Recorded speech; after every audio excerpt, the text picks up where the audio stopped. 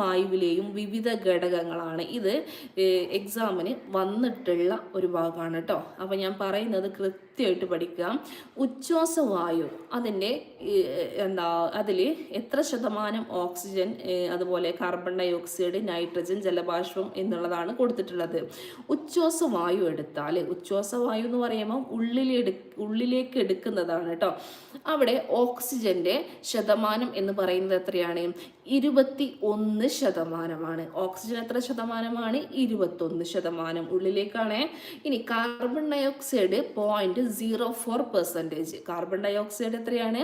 0.04%. Nitrogen എത്രയാണ്? 78%. Nitrogen എത്രയാണ്? 78%. ജലബാഷ്പം 0.96%. ഓക്കെ, അപ്പോൾ ഉച്ഛ്വാസവായുവിൽ oxygen 21%, carbon dioxide 0.04%, nitrogen 78%, ജലബാഷ്പം 0.96%. ഓക്കെ, അത്രയും കിട്ടി.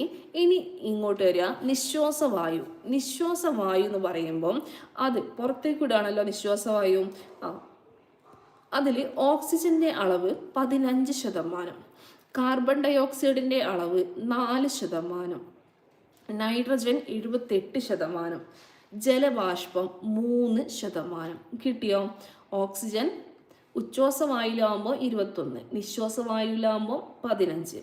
കാർബൺ ഡൈ ഓക്സൈഡ് ഉച്ഛ്വാസവായു എത്രയാണ്? 0.04%. ഇവിടെ നിശ്വാസവായു 4%. നെക്സ്റ്റ് നൈട്രജൻ എടുത്താൽ 78% ഉച്ഛ്വാസവായുവിൻ്റെ കണക്കിൽ, ഇവിടെയും സെയിം 78%. നെക്സ്റ്റ് ജലബാഷ്പം എടുത്താൽ ഉച്ഛ്വാസവായു 0.96%, ജലബാഷ്പം ഇവിടെ നിശ്വാസവായുവിൽ എത്രയുണ്ട്? 3% ഉള്ളത്. ഓക്കെ, ഇത്രയും മനസ്സിലായിട്ടുണ്ടാവുമെന്ന് കരുതുന്നു. ഇനി നോക്കുക,